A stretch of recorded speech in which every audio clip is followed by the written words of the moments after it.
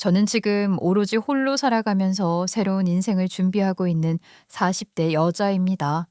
지금까지는 부모님의 울타리 안에서 그리고 한때는 남편이라는 새로운 울타리 안에서 살아왔지만 이제는 당당하게 누구에게도 의지하지 않고 혼자 사는 법을 익히려고 노력을 하는 중이죠.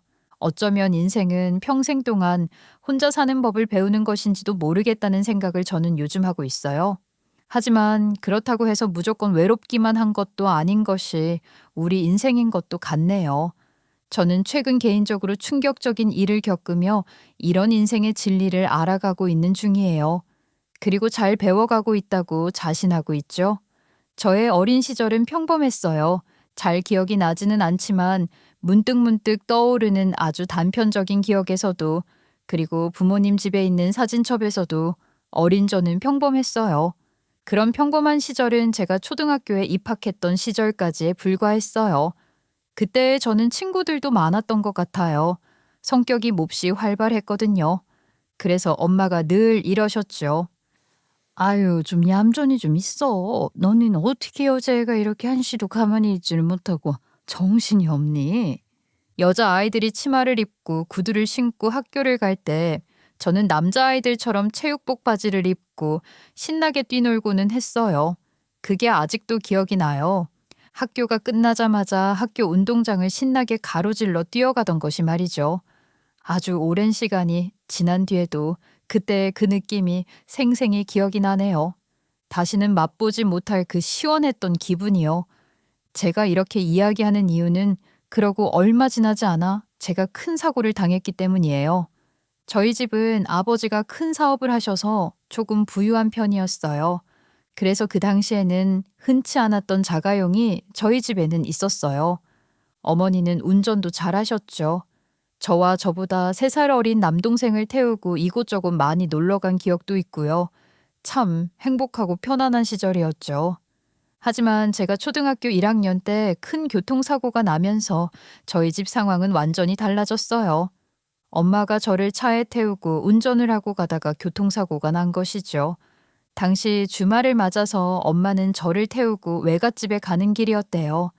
하필 동생은 그 전날 밤 열이 나서 아버지와 집에 남고 엄마는 저만 데리고 길을 나섰던 것이죠. 그때 동생이 열이 난 것이 얼마나 다행인지 모르겠다고 나중에 엄마는 그러셨어요. 동생에게는 천만다행인 일이었지만 그 날이 제 인생을 뒤바꿀 비극이 시작된 날이라는 걸 누가 알았겠어요. 그날 고속도로에는 안개가 자욱했대요. 그래서 고속도로에서 앞차가 사고가 나서 섰는데 그걸 못 보고 줄줄이 연쇄 사고가 난 것이었어요. 엄마 역시 갑작스러운 사고를 피하지 못하고 접촉사고를 내면서 멈추게 되었는데 저희는 운이 없었어요. 저희 차 뒤를 충돌한 차가 커다란 트럭이었던 것이죠. 당시 뒷좌석에 앉아있던 저는 그 사고로 크게 다쳤어요. 부모님 말로는 제가 혼수 상태로 있다가 무려 한 달 만에야 의식을 회복했다고 하셨어요. 생사를 오갈 정도로 정말 큰 사고였던 것이죠.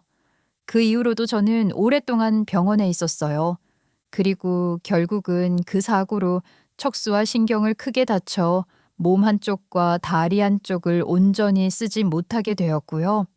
사고를 냈던 엄마는 그 이후 죄책감으로 괴로워하시면서 저를 정말 과보호하면서 사셨어요.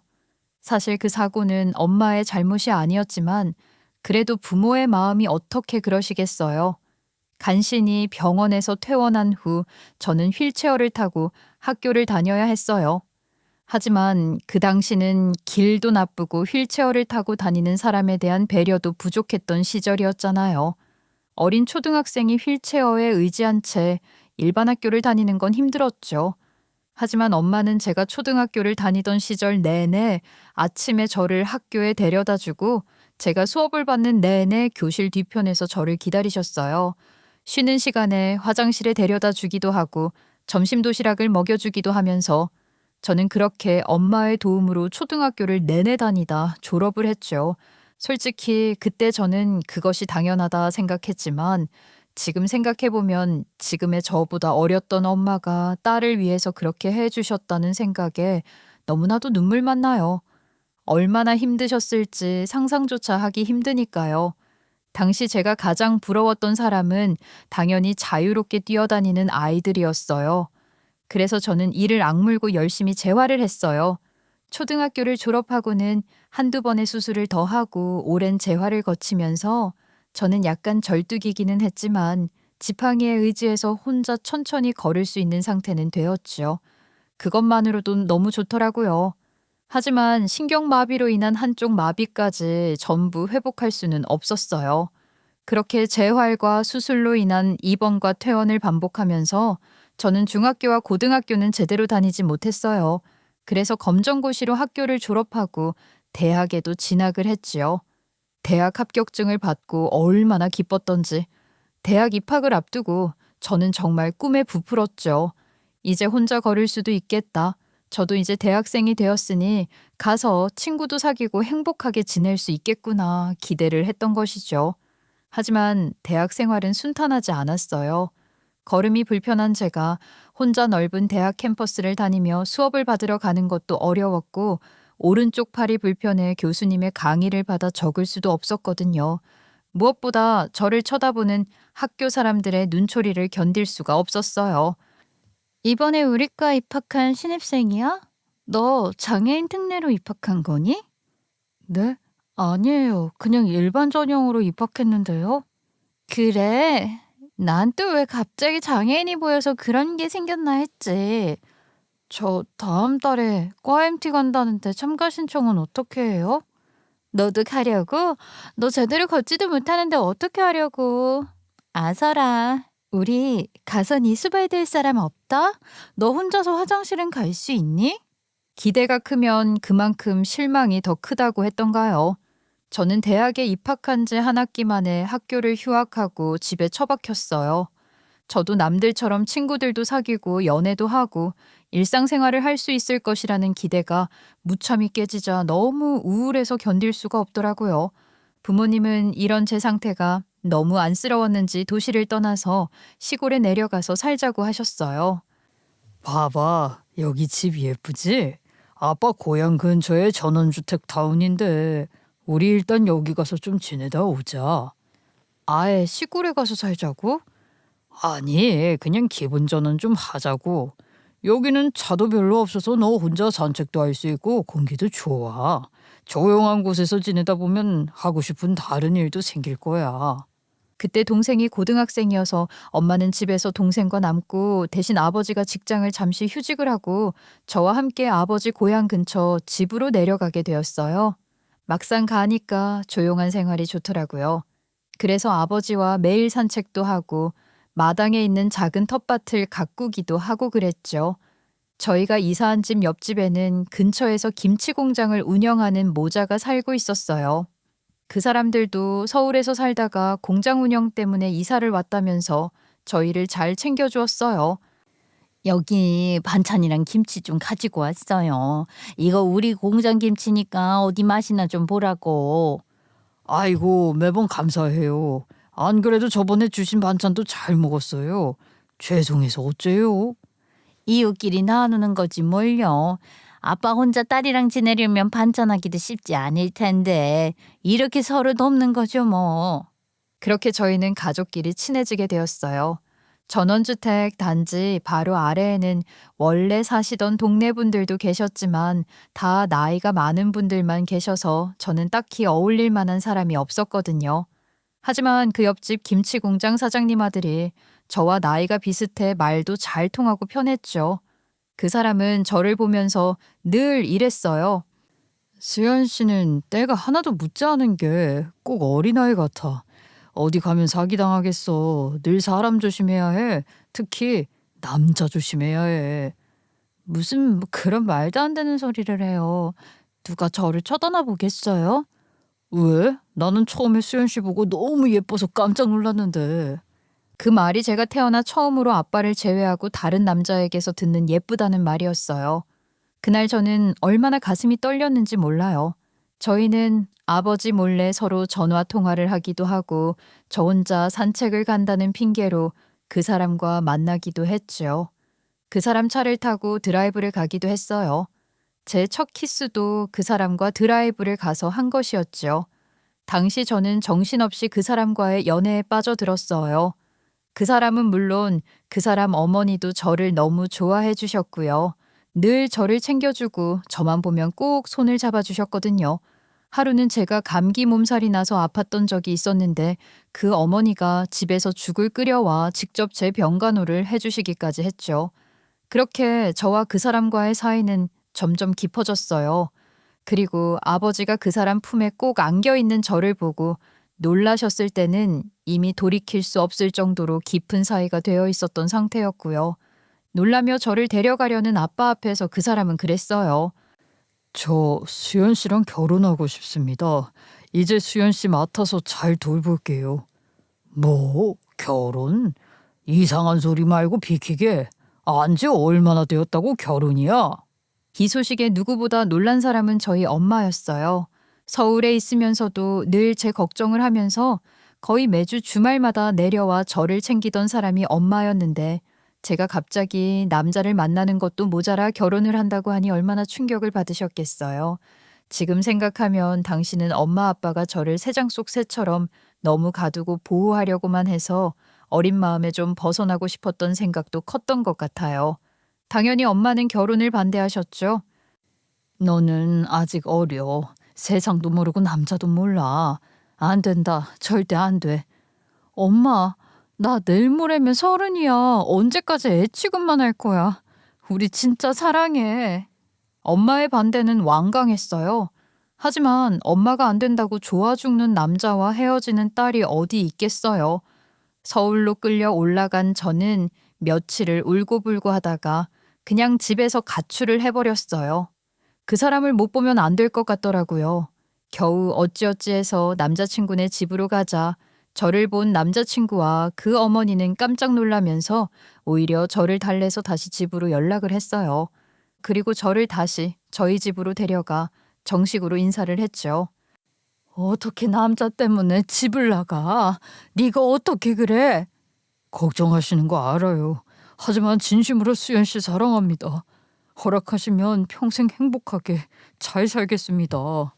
남자친구의 진지한 모습에 결국 엄마와 아빠는 저희의 결혼을 허락하셨어요.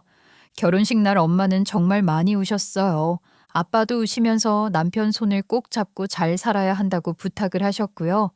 시어머니 역시 그걸 보면서 펑펑 우셨어요. 그야말로 제 결혼식은 눈물 바다였지만 저는 그 누구보다 행복했죠.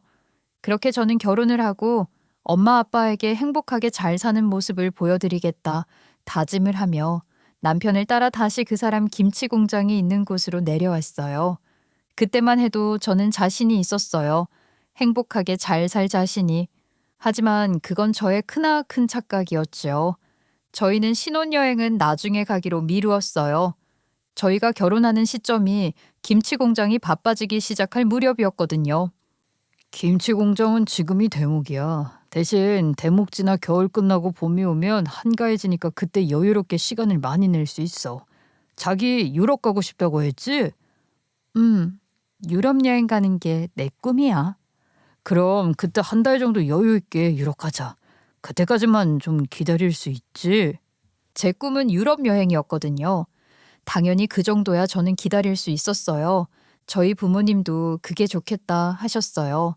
결혼 후 저희 부모님은 남편을 예뻐하셨어요. 아빠는 원래 그 사람을 좋게 보셨고 엄마는 처음에는 반대를 했지만 결혼한 이후부터는 늘 우리 사위 이러면서 정말 잘 해주셨죠. 남편과 시어머니가 운영하는 김치 공장은 저희가 사는 집에서 차로 30분 정도 떨어진 곳에 있었어요. 원래는 돌아가신 시아버지가 시작한 곳이라 하더군요. 전국적으로 엄청 유명한 업체는 아니었지만 그래도 그 지역에서는 그런 대로 유명한 곳이었어요. 거기에 직접 배추를 키워서 그걸로 김치를 만들고 다른 재료도 전부 국산 유기농 재료만 써서 학교 급식에도 들어가고 아이를 키우는 엄마들에게 인기가 있는 브랜드였더라고요. 결혼하고 한동안은 별일이 없었어요. 아침 일찍 남편과 시어머니는 공장으로 출근을 했다가 저녁에 돌아오셨고 그 사이에 제가 간단한 집안일을 해놓고 밥 정도만 해놓으면 시어머니와 남편이 퇴근하고 돌아와 같이 저녁을 먹는 것이 다인 단순한 일상이었죠. 저는 요리를 할 줄 몰라서 할 줄 아는 거래 봐야 밥을 하고 라면을 끓이는 것이 다였어요. 그래서 결혼한 후 처음 얼마간은 제가 밥만 하고 엄마가 보내준 반찬으로 식사를 해결했죠. 그 외에는 시어머니가 요리를 하시거나 외식을 하기도 했고요. 하지만 시간이 지날수록 점점 눈치가 보이더라고요. 퇴근해서 돌아온 시어머니는 저 들으라는 듯 저녁을 준비하며 이러셨어요. 내가 이 나이에 낮에도 일을 하고 며느리 저녁까지 해줘야 하니. 아휴, 죄송해요. 제가 할 줄 아는 게 없어서. 내일은 제가 고기 주문했으니까 그것만 구워서 먹으면 될 거예요. 그래. 앞으로 네가 좀 알아서 해. 집에서 노는 사람이 밥이라도 해야지. 안 그래? 점점 집안일과 식사는 제 차지가 되었어요. 어찌 보면 당연한지도 모르겠지만 한쪽 몸이 불편한 제가 그런 일을 하는 것은 쉽지 않았어요. 남들은 1시간이면 마칠 일을 저는 3시간, 4시간 걸렸으니까요. 하지만 그렇게 저녁을 해놓으면 시어머니도 좋아하고 남편도 좋아해서 저는 괜찮았어요. 물론 종종 비싼 고기를 사놓거나 엄마에게 부탁해 정기적으로 반찬을 받기도 했지만 말이죠. 그렇게 저녁을 먹고 나면 설거지 정도는 도와줬으면 좋겠지만 시모는 바로 방으로 들어가고 남편 역시 그랬죠. 저녁도 혼자 잘했으니 설거지도 혼자 잘할 수 있지? 잘할 수 있을 거야. 그래, 이런 거라도 해야지 몸도 움직이고 운동이 되지. 사실 집에서 이것도 안 하면 안 되는 거야. 안 그래? 남편은 그런 식으로 집에서 손 하나 까딱 안 했어요. 저 역시 그때는 그게 맞다고 생각했죠. 사실 나이 30이 되도록 늘 엄마가 해주는 밥만 먹고 설거지 한 번 못 해본 게 자랑은 아니니까요.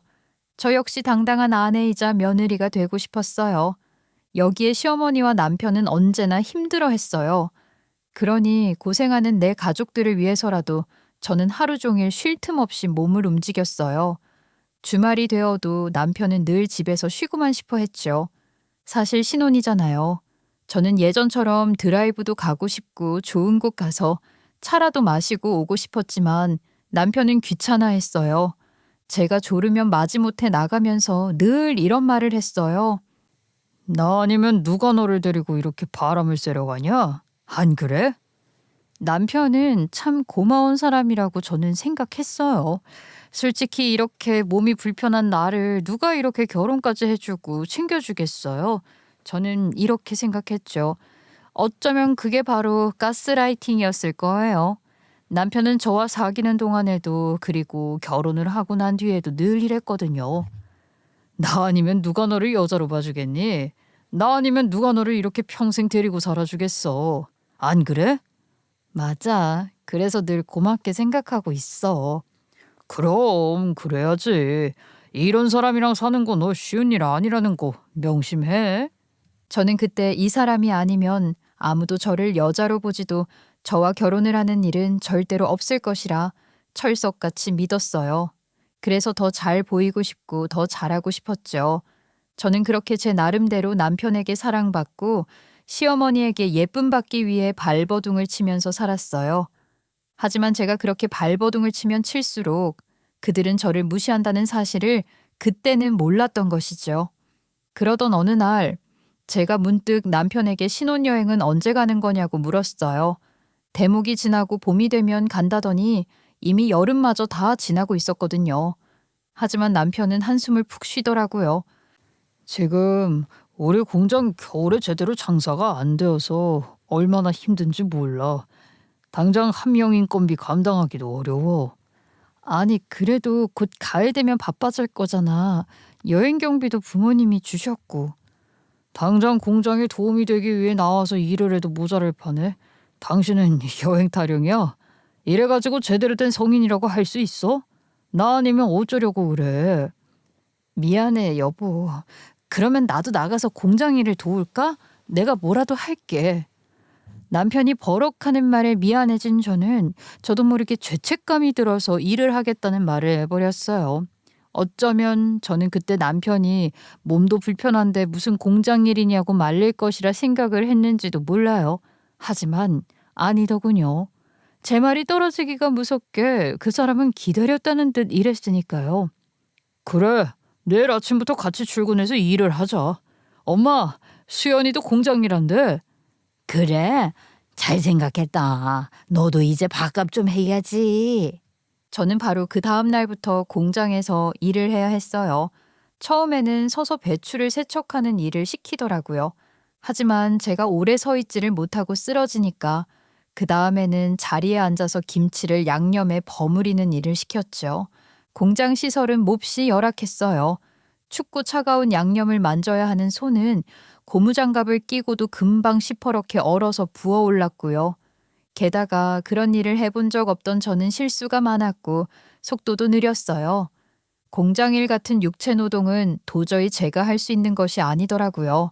도움이 되기 위해 이를 악물고 버티려 했지만 도저히 할 수 없을 것 같아서 간신히 일주일을 하다 주말에 솔직하게 털어놓았어요. 나 공장 일은 도저히 못하겠어. 내 몸에 너무 무리야. 온몸이 아파서 너무 힘들어. 뭐? 고작 일주일하고 못하겠다고?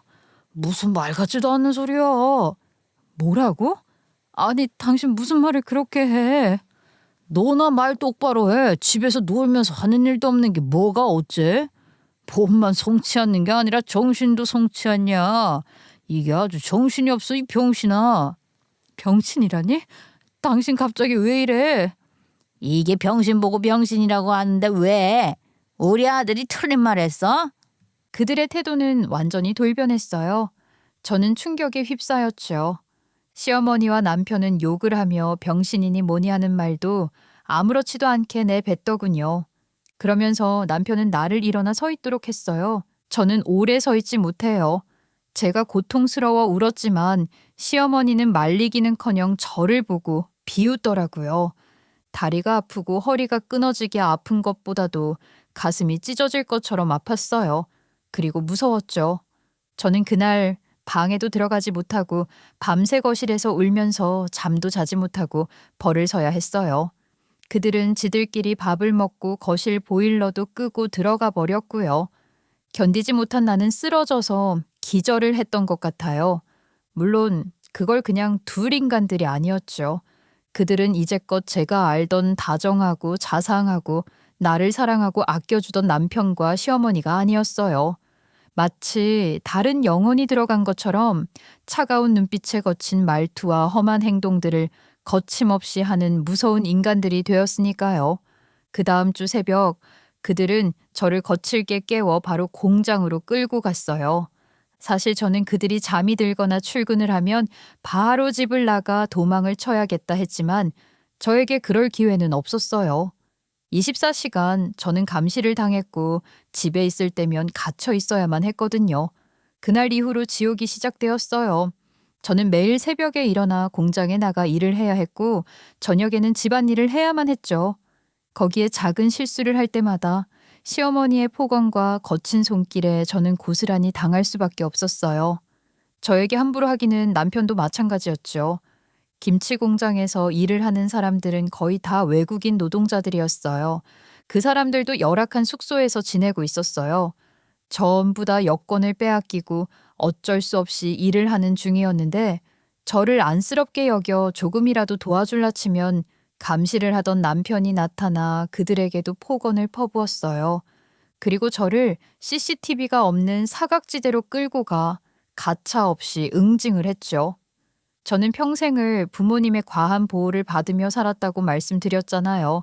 그리고 한때는 그것을 답답하게도 생각했고요. 하지만 저는 그제야 부모님의 보호가 얼마나 안전하고 안락한 것이었는지를 깨달았어요. 저보고 늘 남자를 조심해야겠다고 하던 남편은 사실은 제가 가장 조심해야 하는 사람이었던 것이죠. 시어머니는 사실 돈에 눈이 멀어 외국인 노동자들을 놓고 쥐어짜는 사람이었고 남편은 그야말로 동네 깡패가 다름없었어요. 알고 보니 원래 동네 사시던 노인분들이 저희와 친해지려 하지 않으셨던 것도 전부 시어머니와 남편이 악질적인 인간들인 걸 알고 멀리한 것이었더라고요. 하지만 나중에 이사를 온 저희는 그걸 전혀 몰랐죠. 가장 비참했던 것은 제 핸드폰을 뺏겼다는 거였어요. 하지만 거의 매일 저녁 저는 엄마 아빠와 행복한 목소리로 통화를 해야 했죠. 때로는 영상통화도 했어요. 저는 엄마 아빠 앞에서 행복한 모습을 연기해야 했죠. 남편은 전화가 켜지면 세상 다정하고 자상한 남편인 척했고 시어머니 역시 며느리를 사랑하는 자애로운 사람이 되었어요. 그리고 저는 세상 그 누구보다 사랑 듬뿍 받으며 행복하게 잘 지내고 있는 아내이자 며느리였고요. 그런 제 모습을 보고 부모님은 늘 기뻐하시고 또 행복해 하셨어요. 저희 부모님에게 우리 사위는 너무나도 고맙고 또 기특하고 멋진 사람이었고 시어머니 역시 고마운 사돈이었지요. 그렇게 세월이 지났어요. 그동안 제게 늘어난 것은 온몸을 뒤덮은 시퍼런 자국들과 연기력뿐이었고요. 물론 그 사이에 부모님이 저를 보러 오거나 저희가 부모님을 보러 간 적도 있었어요. 하지만 그때뿐이었죠.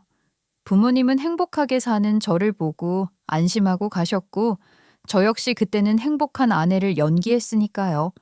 연기를 제대로 하지 못하면 더 끔찍한 일이 일어난다는 것을 저는 경험으로 알고 있었어요.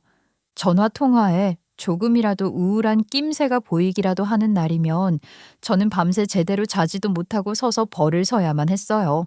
그리고 때로는 방으로 끌려가 가차 없는 남편의 주먹을 이를 악물고 견뎌야만 했고요. 그렇게 얼굴이 시퍼렇게 된 채로 다음 날 출근을 하면 시어머니는 낄낄대며 저를 보고 비웃고 공장 사람들은 안쓰러운 눈길만 보낼 뿐 차마 저에게 뭐라 말을 하지도 못했죠. 어떤 날은 그런 생각마저 들기도 하더군요. 차라리 부모님이 제가 이렇게 사는지를 모르는 것이 낫지 않을까 하는 그런 생각이요. 진실을 아는 것보다는 이 편이 훨씬 마음이 편하실 테니 저는 부모님을 위해서라도 더 연기를 열심히 해야겠다고 말이죠. 그렇게 저는 그 시간들을 그저 견디고 또 견디며 살아냈어요.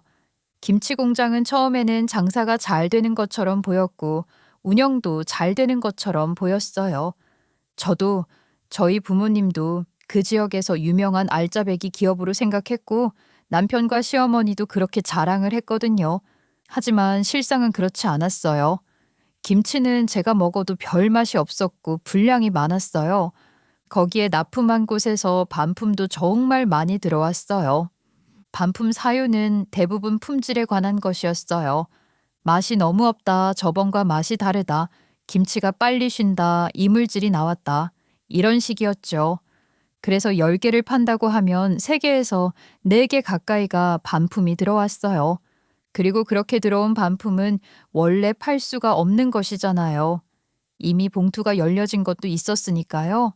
하지만 시어머니고 남편은 전혀 신경을 쓰지 않았어요. 야, 이거 전부 봉투 열어서 새김치랑 섞어. 그리고 다시 포장해. 이거 쉰 것도 있어서 그러면 다른 김치도 빨리 쉴 텐데요? 그래서 어쩌라고? 그러면 이걸 다 버리니? 네가 돈 다 줄래? 어? 이게 어디서 말대꾸를 하고 지랄이야. 그렇게 공장 바닥에서 시어머니에게 머리채를 잡히고 난리가 난 뒤로 저는 입도 뻥긋하지 않고 시어머니가 시키는 대로만 했어요. 양심에 꺼려졌지만 당장 모진 매질을 피하는 것이 저에게는 더 중요했거든요. 다른 직원들 역시 마찬가지였어요. 무조건 시어머니와 남편이 시키는 대로만 저희는 따랐어요. 그렇게 한번 반품이 들어오면 공장이 난리가 나는 날이었기 때문이었죠. 반품으로 화가 난 시어머니와 남편은 저를 비롯한 모든 공장 직원들을 세워놓고 정말 거품을 물며 개 난리를 쳐댔어요. 남편 역시 공장 직원들을 들고 잡돌이를 해댔고요. 그리고 그 1번 타자는 언제나 저였죠. 저희 공장에는 저희 직원 말고 공장장을 하는 남자 직원이 한 명 더 있었어요. 그리고 그나마 그 사람이 저희를 막아주는 방패막이가 되어주었어요. 이게 다 니들 탓이야. 니들이 더 열심히 했으면 이런 일이 없잖아. 이거 누가 책임질 거야? 니들 월급을 다 해도 이걸 복구할 수 있는 줄 알아? 정신 안 차릴 거야? 사장님, 그만하시죠. 배추가 물러서 그런 걸 그게 어떻게 직원 탓이에요? 아, 공장장 언제 왔어? 아니, 나는 너무 속상해서 그러지. 회사 직원 식당 납품이 전부 반품이 되어 왔다니까. 어쩔 수 없죠 뭐. 거기 직원분들이 김치에서 이상한 쉰내가 난다고 했으니 배추 세척할 때 좀 더 신경을 쓰세요. 야, 들었지? 앞으로 배추 씻을 때 더 열심히 해. 다행하게도 그 공장장만 등장하면 서슬퍼렇게 고함을 지르던 시어머니도 조금 누그러지고 함부로 하지 못했어요. 무엇보다 남편이 폐악질을 칠 때 그런 남편을 말릴 수 있는 사람도 오직 그 공장장뿐이었어요. 이게 냉장고에서 술을 꺼내오라니까 왜 이렇게 꼬물대? 아, 여보 죄송해요. 제가 다리가 아파서 빨리 가져올게요. 필요 없어. 너 그건 기강이 좀 풀렸지? 이리 와. 내가 오늘 다시 기강을 좀 잡아야겠어. 여보 살려주세요. 죄송해요. 여기서 이러시지 말라고 했잖아요. 아무리 그래도 여기 회사인데 이러시면 어째요? 왜? 네가 뭔데 난리야? 내 마누라 내가 알아서 한다는데 네가 뭐라고 끼어들어? 오늘 최 사장님과 만나기로 하셨다면서요. 이따 만나서 술도 드시고 이야기를 잘해야 다시 거래를 트죠. 그러니까 가서 사우나 좀 하고 그러고 오세요. 진짜. 야, 너 최 사장 때문에 살았는 줄 알아? 사우나나 가야겠다. 제발 가서 말 잘하고 오세요. 그 거래처가 얼마나 큰 곳인지 아시죠? 그 사람은 그렇게 몇 번이고 우연인 듯 저를 구해주기도 했어요. 하지만 그 이상은 할 수 없었죠. 그래도 저는 그것만으로도 고마웠어요. 늘 말수도 적고 공장 사람들과 개인적인 이야기도 하지 않고 묵묵하게 일만 하는 사람이었지만 저를 안쓰럽게 생각하고 있다는 건 저도 알았어요. 하기야 공장의 모든 사람들이 저를 불쌍하고 안타깝게 생각했죠. 하지만 그 공장장은 제가 일하는 공장에 늘 있는 것이 아니었어요. 이 공장에는 제가 일하는 배추김치 공장 말고 바로 옆에 무김치를 만드는 공장이 있었거든요. 그 공장장은 주로 거기에 가 있었어요. 거리는 멀지 않았지만 그 공장은 다른 출자업체가 운영하는 곳인데 거기 매출이 더 좋았기 때문에 공장장은 거기를 더 많이 신경을 썼어요. 그리고 엄연히 제가 일하는 공장은 그 공장장이 관리 권한 밖이었기 때문에 마구 드나들어 뭐라 간섭하기도 애매하기는 했지요. 제가 일을 하는 배추김치를 만드는 공장의 실질적인 공장장은 말하자면 남편이었지만 남편이 하는 일이라고는 종일 사무실에서 핸드폰을 하거나 낄낄대며 노는 게 거의 전부였어요. 그러다 가끔 공장 한 바퀴를 돌면서 직원들 드자비를 하다 점심을 먹는다고 나가서는 술을 먹고 와 사무실에서 낮잠을 자기도 했죠. 아예 안 들어오는 날도 허다했고요. 본인 말로는 그게 다 영업을 하느라 접대를 한 것이라고는 했지만 알 수는 없었어요. 그렇게 매일 영업을 하러 간 것 치고는 거래량이 많이 늘어나지도 않았죠. 시어머니 역시 하는 일은 없었어요. 늘 사무실에 처박혀서 뭘 하는지 알 수가 없었어요. 그리고 1시간에 한 번씩 밖으로 나와 공장 직원들에게 시비를 걸고 화를 내다 심사가 뒤틀린 날에는 제 머리채를 부여잡고 사무실로 끌고 가는 것이 전부였어요.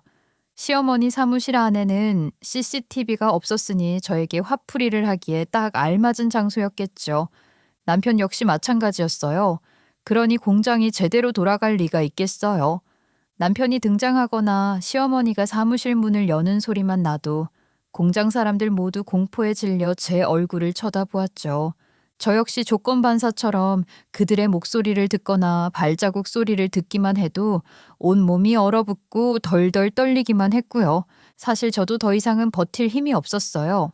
어떤 날은 모든 것을 포기하고 싶은 날도 있었죠. 저 역시 한계가 오고 있었어요. 그날도 그랬어요. 아침부터 일을 하고 있는데 뭐에 심사가 뒤틀렸는지 시어머니가 와서 내 뺨을 짝짝 갈기더군요. 제가 아무 말도 못하고 뺨을 맞고 눈물을 뚝뚝 흘리자 시어머니는 앙칼찌게 화를 내면서 저에게 고함을 질러댔어요. 네가 뭘 잘했다고 질질 쳐울고 있어. 아우, 이 병신 진짜 꼴 보기 싫어 죽겠네. 죄송해요. 시어머니는 그 이후로도 한참을 저에게 김치 양념이 잔뜩 묻은 고무장갑을 휘둘렀어요. 그걸로 맞아 아픈 것보다도 빨간 김치 양념이 튀어서 온몸이 엉망진창이 된 것이 비참했어요. 하지만 남편은 낄낄거리며 그런 저를 보고 비웃더군요. 그 인간은 그때도 술에 취해 있었어요. 야, 그러고 있으니 무슨 절임 배추 같다. 그 말을 듣는데 아픈 것보다도 모욕감과 수치심이 들었어요. 꼴 보기 싫으니 가서 씻으라길래 저는 혼자 창고에 가서 양념을 닦아내면서 울었어요. 그 장소는 저 혼자 몰래 숨어 우는 장소였기 때문에 저는 이전에도 종종 와서 숨어서 울곤 했지요. 그런데 그렇게 울고 있는데 누가 다가오더라고요. 설마 남편일까 싶어 긴장해서 얼굴을 들었더니 공장장이었어요. 그 사람은 저를 물끄러미보다 한숨을 쉬더니 이랬어요. 언제까지 맞고 살 건데요? 복수 해보고 싶지 않아요? 네? 그게 무슨... 따라와요. 얼른 이리 와봐요. 공장장이 조용히 따라오라고 하는데 저는 미친 셈 치고 따라갔어요. 이보다 더 나쁜 일이야 있겠나 싶더라고요. 하지만 그 공장장을 따라가서 본 장면은 충격적이었어요. 저는 그 순간 이 인간들을 나락으로 보낼 복수를 해야겠다 결심을 하게 되었지요. 저는 공장장에게 조용히 말했어요. 지금 당장 119를 불러주세요. 여기 사람이 쓰러졌다고 말이에요. 갑자기 공장으로 119 구급차가 도착을 하니 시모는 깜짝 놀라서 사무실에서 뛰쳐나오더군요. 시끄러운 사이렌 소리에 남편도 뛰어나왔고요. 공장장은 구급대원들 앞으로 저를 업고 뛰어나갔어요. 여기에요. 여기 사람이 쓰러졌어요. 얼른 여기 눕혀보세요. 선생님, 정신이 드세요? 저는 구급대원의 말에도 기절한 척을 했죠.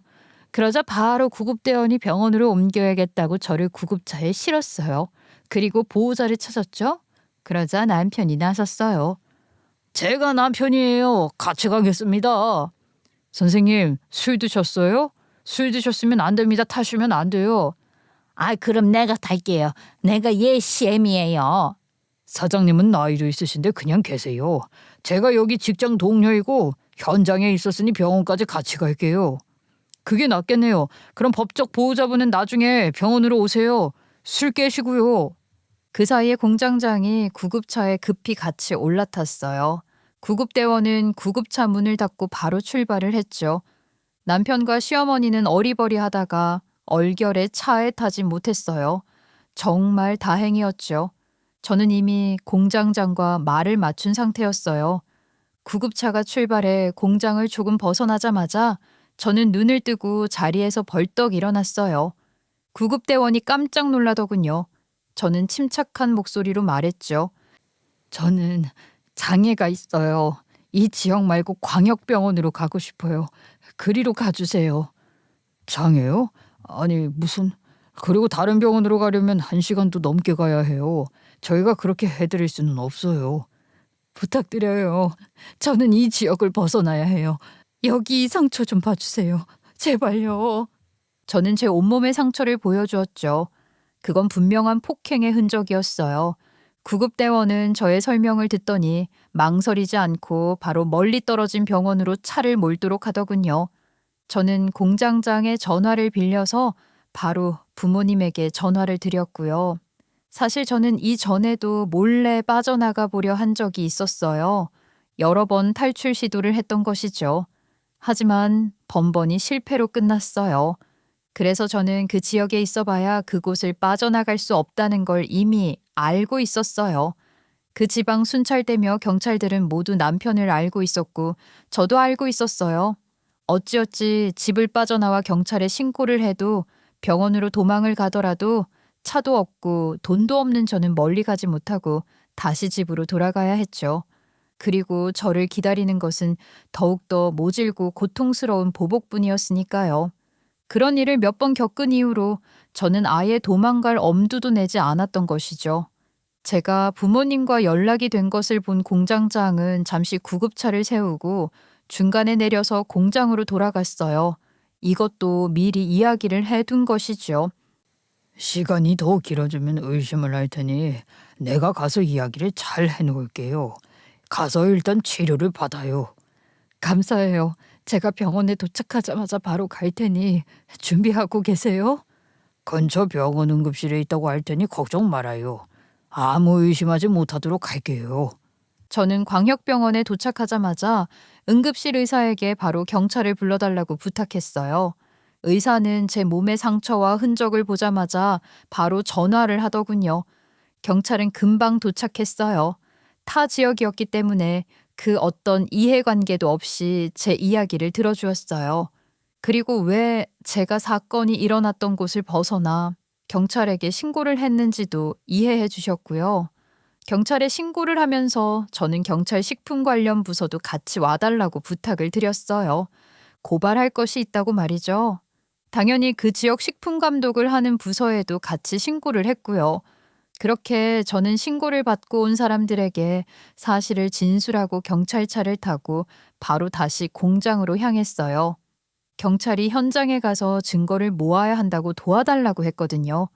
저 역시 제가 가야 알 수 있는 것들이 있었기 때문에 동행을 했죠. 저는 공장으로 들어가는 골목 어귀에 경찰차를 세우고 경찰들과 함께 공장으로 갔어요. 걸음이 빠르지 않은 저를 경찰들은 남편과 달리 짜증내지 않고 조심스럽게 부축해 주셨어요. 저희가 도착했을 때 남편은 사무실에서 태평하게 술에 취해 자고 있더라고요. 시어머니는 아무것도 모르고 또 공장 직원들에게 고함을 지르고 있었고요. 그런데 갑자기 경찰이며 식품위생과 직원들이며 여러 사람들이 우르르 들이닥치고 사진을 찍어대기 시작하자 시어머니는 깜짝 놀라 그 자리에 얼어붙었어요. 저는 외쳤죠. 여기 말고 저기 창고 뒤를 보세요. 이 사람들 중국산 김치 수입해서 여기 김치랑 반반 섞어서 팔고 있어요. 다들 여기서 꼼짝하지 말고 계세요. 창고라고요? 거기가 정확히 어디예요? 저를 따라오세요. 잘 보지 않으면 못 발견하실 거예요.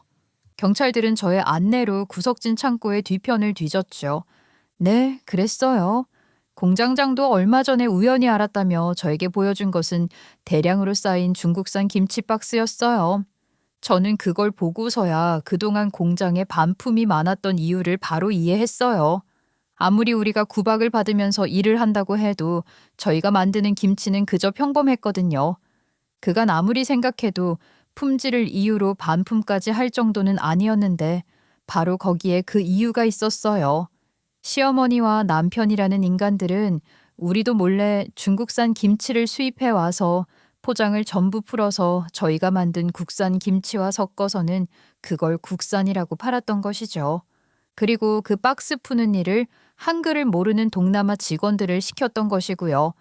그걸 저에게도 숨기고 감추기 위해 김치를 가져와 섞을 때마다 저를 구석진 곳이나 사무실로 데려가 괜히 화를 내고 난리를 친 것이었어요. 혹시나 제가 그걸 알고 어떻게 할 것이 두려워서였겠지요.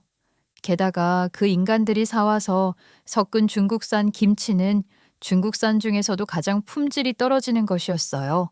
게 중에는 유통기한이 지난 것도 있었어요. 그러니 김치가 일찍 쉬기도 하고 이상한 역한 쉰내가 날 수밖에 없었던 것이었죠. 무엇보다 창고 뒤 공터는 온통 쓰레기장이었어요. 각종 배추 쓰레기와 부자재들 거기에 온갖 쓰레기까지 다 섞여서 구더기가 들끓고 있었어요. 이거 불법이에요. 김치 공장 허가 받으면서 농산물 폐기물을 퇴비로 만들겠다 한 걸로 아는데 이게 퇴비입니까? 무단 쓰레기 투기를 하면 어떡해요? 아, 이게 무슨 착오가 있어서 그래요. 누가 여기다 쓰레기를 버렸어? 나는 몰라요. 이거 내가 한 게 아니라 그래, 전현이 몰라서 전현이 일부러 이런 거야. 말이 되는 소리를 해요. 저분은 목숨 걸고 나와서 신고를 한 사람인데 무슨 그런 소리를 하세요? 같이 경찰서로 좀 가시죠. 아니야, 안 돼, 안 돼. 난 못 가. 내가 왜 경찰서로 가? 좀 가만히 계세요. 식품위생법 위반에 원산지 표기도 위반하셨잖아요. 거기에 쓰레기 투기도 큰 죄예요. 자꾸 이러시면 수갑 채워서 강제로 연행합니다. 경찰이 범죄를 추궁하며 현장 사진을 찍기 시작하고 증거 수집을 하자 시모는 악을 쓰며 아니라고 발악을 했어요. 그러다 참다 못한 경찰이 수갑을 채우겠다는 협박을 하자 도망을 가더라고요. 하지만 거기서 도망을 갈 곳이 어디 있겠어요. 고작 김치통 뒤로 숨는다고 허겁지겁 난리를 치다 뒤로 자빠져 그 자리에서 거품을 물면서 발악을 했어요. 참 보기 흉했죠. 그 사이 밖에서 난 소란스러운 소동에 잠에서 깨서 나온 남편은 경찰들이 공장을 뒤지고 있고 제가 그 뒤에서 팔짱을 끼고 있는 것을 보자 손을 덜덜 떨기 시작하더군요. 이게 무슨 일이야? 여보, 이게 다 뭐야? 여보? 어디서 그 더러운 입으로 그런 단어를 올려? 너 내가 콩밥 먹일 테니 각오해. 그게 무슨 소리야? 아니 경찰관님들, 저는 아무 잘못이 없어요. 무슨 오해가 있는 것 같은데 저는 몰라요. 다 우리 엄마가 운영을 한 거라서 저는 죄가 없어요. 자세한 이야기는 경찰서 가서 하세요. 손은 왜 이리 떠시죠? 수갑 채울 테니 좀 가만히 계세요. 그렇게 그 인간들은 끝이 났어요.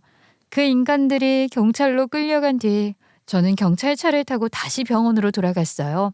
뒤이어 저와 경찰의 연락을 받고 급히 내려온 엄마 아빠를 만났죠. 두 분은 저의 몰골을 보고 경악하며 저를 껴안고 한참을 우셨어요. 어떻게 이런 일이, 내 딸이 어떻게 이럴 수가. 다 내 잘못이야. 내가 어떻게 이걸 몰랐을까. 이 인간들을 가만두지 않을 거야. 절대 용서 못해. 엄마, 아빠, 이제 괜찮아요. 다 끝났어요. 이거 엄마 아빠 잘못 아니니까 자책하지 마세요. 제가 다 해결했어요. 엄마는 제 상처를 보고 가슴을 치셨고 아빠는 분노로 그 집으로 가 온 집안 물건을 전부 다 부셔놓고 오기까지 하셨다고 하시더군요. 그리고 절대로 가만히 두지 않겠다 다짐하셨죠. 하지만 이제 모든 것은 다 끝이 났어요. 나중에 병원으로 찾아온 경찰은 둘은 바로 체포되어 곧 구속이 될 것 같다고 했어요. 그리고 저에게 물었어요. 식품위생법이나 쓰레기 투기 외에도 폭행 사건이 있는데 이걸로 형사고발하실 건가요? 네, 고발하겠습니다. 꼭 벌받게 해주세요. 그 말을 마치고 저는 병원에서 부모님의 간호를 받으며 푹 쉬었어요. 그리고 그곳의 생활을 정리하고 바로 부모님을 따라 서울 집으로 올라갔어요. 그렇게 저는 제 인생을 수렁에서 구하고 그들을 응징할 수 있었죠. 그 김치 공장의 속임수가 밝혀지자 그 지역은 그야말로 난리가 났어요. 아니, 그 지역뿐 아니라 전국이 들썩였죠. 그 김치를 사 먹었던 사람들은 물론 그 김치를 급식으로 받았던 회사며 단체, 학교 관계자들끼리 전부 공장으로 몰려왔으니까요. 그렇게 그 회사는 한바탕 홍역을 치렀어요. 물론 당연히 그 이후 고발이 이어졌죠. 시어머니와 남편은 그간 그런 식으로 몇 배의 돈을 불려서 호의호식을 했더군요. 둘이 주말마다 저를 방에 가둬두고 외출을 했었던 적이 많았는데 그때마다 돈을 쓸어 다닌 거였어요. 둘은 백화점에 가서 온갖 명품을 샀던 것이죠. 저 역시 집에 외제차가 2대나 있는 걸 보고 그저 회사가 잘 되나 보다 생각했는데 그게 아니었어요. 전부 사람들을 속여서 착복한 돈으로 산 것이었어요. 심지어 남편은 상습적으로 도박까지 했던 것이 드러났죠. 그리고 어쩌면 당연한 이야기겠지만 남편에게는 숨겨놓은 여자도 있었더라고요. 시내에 방을 얻어서 그 여자와 2집 살림을 차리고 그 여자에게 매달 생활비에다가 온갖 명품도 사다 바쳤더라고요. 남편이 저와 결혼을 한 목적은 분명했어요. 처음 아빠와 제가 옆집에 이사를 왔을 때 시어머니와 남편은 자금난에 시달리고 있었는데 저희 집이 경제적으로 여유가 많은 것을 귀신같이 눈치채고 저를 타깃으로 삼았던 것이죠. 뭐 그 목적은 보다시피 이루어졌죠. 저와 결혼을 하고 아버지가 결혼 선물로 줬던 그 옆집의 전원주택을 저 몰래 팔기까지 했더라고요. 그렇게 그 집을 판 목돈을 가져가고 제가 개인적으로 가지고 있던 돈이며 저희 엄마와 아빠가 결혼자금으로 줬던 돈까지 전부 다 그들이 가져갔으니 말이죠. 그 인간들은 저를 그렇게 부려먹다가 나중에는 저희 부모님 재산도 빼앗을 계획까지 세우고 있었어요. 기가 막힐 노릇이었죠. 뭐 사업이 어렵다는 핑계로 돈을 융통하고 아버지 회사나 집을 담보로 돈을 마련하고 그럴 계획까지 아주 꼼꼼하게 적어 놓은 것이 나중에 발견된 것을 보고 저희는 경악을 했어요. 하지만 악행이 다 까발려지고 공장은 공중분해되었어요. 물론 저희가 가장 먼저 손을 써서 그 인간들 재산과 부동산에 전부 차압을 걸었죠. 아버지가 제 연락을 받고 병원으로 내려오자마자 가장 먼저 한 일이 우리나라에서 가장 큰 로펌의 변호사를 고용한 일이었으니까요. 저희 공장 옆에 있던 무김치 공장은 저를 도왔던 공장장이 손을 써서 운영권을 가지고 갔어요. 그 공장장에게도 기가 막힌 사연이 있더라고요. 알고 보니 무김치 공장이며 배추김치 공장들은 사실 그 공장장의 아버지가 작은 가게에서부터 시작해 어렵게 일구신 것이었다고 했어요.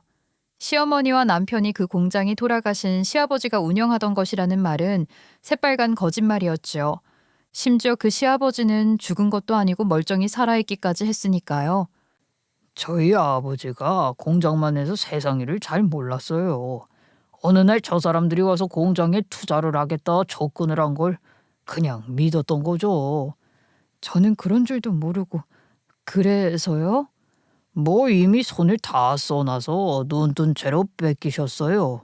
그 일로 화병을 얻어 돌아가시고 제가 나중에 알고 찾아왔을 때는 이미 다 끝이 난 것이더라고요. 그런데 어떻게 계속 일을 하셨어요? 그 인간들이 공장만 가져갔지만 운영은 모르잖아요. 다행히 무김치 공장은 제 지분이 남아 있었고요. 그래서 그냥 옆에서 계속 일하며 있었어요. 언젠가는 다시 찾을 날이 오겠거니 하고 믿었죠. 그런데 어느 날부터 배추김치 공장 근처에 오지도 못하게 하고 수상한 일이 계속 생기는 것 같아 몰래 지켜보고 있었다고 하더라고요. 그리고 저를 도와준 이유에 대해서도 이야기를 했어요. 사실 저는 소아마비를 앓는 여동생이 있어요. 그래서 더 신경이 좀 쓰였는데 어느 날 그 인간들이 손을 댄다는 걸 알고 도저히 못 참겠더라고요. 도와주셔서 정말 감사해요. 제 인생을 구해주셨어요. 아니에요. 더 일찍 도왔어야 했는데 미안했어요. 근데 섣불리 나서봐야 소용없는 일 같아서 저도 증거를 모아야 했어요. 저희 부모님은 당연히 그 공장장에게 너무나도 고맙다 하셨어요. 그리고 그 공장장이 다시 김치 공장 전체를 인수할 수 있도록 자금도 투자를 해주셨어요. 물론 조금 시간이 걸리기는 했지만 그 김치 회사는 다시 그 공장장님이 전부 인수를 해서 지금은 새롭게 거듭나서 운영이 되는 중이죠. 그리고 아주 성업 중이에요. 예전 아무것도 모르던 그 인간들이 할 때와는 차원이 다를 정도로 큰 회사로 성장해 큰 성공을 이루고 있어요. 덕분에 저희 부모님은 투자를 했던 투자금도 배로 돌려받았을 뿐 아니라 해마다 김장철이면 맛있는 김치를 넘치도록 공짜로 받고 있어요. 거기에 매달 다른 종류의 김치에다 올해부터는 장아찌 같은 반찬까지 새로 시작했다면서 냉장고가 터지도록 보내주셔서 늘 감사하고 있는 중이죠. 이혼은 생각보다 오래 걸렸어요. 그 뻔뻔한 인간들이 이건 함정이었다나 뭐래나 전부 다 제가 거짓말을 한다는 것으로 몰아갔거든요. 결국 이혼은 재판까지 가야 했어요. 하지만 시간이 걸렸을 뿐 이혼에는 어려움이 없었어요. 증거가 차고 넘치는 걸 그 인간들이 아무리 우겨봐야 소용이 없었으니까요. 바로 제 온몸이 증거였으니까요. 저는 손해배상비와 위자료도 받을 수 있게 되어 그 인간들의 통장과 집을 압류해서 넘겨버렸어요. 당연히 민사도 진행했지요. 아버지는 변호사비는 아끼지 않는 것이라며 최고의 이혼 변호사를 붙여주셨어요. 그렇게 저는 이혼을 했어요. 전시모와 전 남편은 이미 전과가 있는 사기꾼들이더라고요. 이번에는 그 인간들을 고발한 사람들이 한둘이 아니기 때문에 아마 오랫동안 감옥에 있어야 할 것이라고 했어요.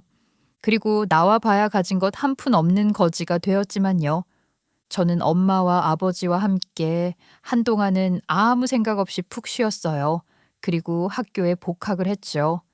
엄마는 쉬라고 했지만 저는 이제 그 누구의 도움도 없이 혼자 잘 살아가 보고 싶다고 했어요. 그래서 운전도 배워 혼자 운전을 해가며 학교를 다니는 중이에요. 그 사이 학교도 많이 달라져 있었고 또 저도 달라져 있더라고요. 이제는 컴퓨터를 이용해서 강의 내용을 바로 녹음해서 정리할 수 있어서 수업 내용을 따라갈 수도 있었고 장애인에 대한 사람들의 처우나 인식도 많이 달라졌다는 걸 느끼고 있어요. 예전에는 제가 걸어가면 다들 구경거리가 난 것처럼 쳐다보았지만 이제는 엘리베이터도 잡아주고 강의실 자리도 제가 편하게 앉을 수 있게 해주는 사람들도 많고요. 그렇게 복학을 한 첫 학기에 저는 수석을 했어요. 저희 학과에서 이제 저는 천덕꾸러기가 아니라 열심히 공부하는 똑똑한 복학생이라 불리고 있어요. 종강 때는 처음으로 과 사람들과 밥도 먹고 맥주를 한 잔 먹기도 했고요. 그리고 지금은 방학 동안 혼자 유럽 여행을 갈 계획도 짜는 중이에요. 엄마와 아빠는 아직도 불안해하시지만 어차피 혼자 살아가야 하는 인생이잖아요. 거기에 유럽은 장애인에 대한 시설이 훨씬 더 잘 되어 있다고 해서 저는 걱정 말라고 안심시키는 중이에요. 물론 저도 약간 겁이 나기도 하지만 또 막상 해보면 어떻게든 잘 할 수 있겠죠. 누구에게 의지하지 않고도 혼자 할 수 있는 일은 많더라고요. 저는 열심히 공부해서 장애인을 위한 상담사가 되는 꿈도 가지게 되었어요. 그리고 이제는 누구에게 인정을 받고 사랑받으려고 애쓰는 것이 아니라 제 스스로가 저를 아끼고 보살피면서 혼자 당당하게 잘 사는 행복한 인생을 꾸려보려고 해요. 이것이 제가 그동안 끔찍한 시간들을 보내고 얻은 값진 교훈을 실천하는 길이니까요. 이런 저의 결심과 용기에 부디 많은 격려를 보내주세요. 감사합니다. 늘 건강하시고 행복하세요.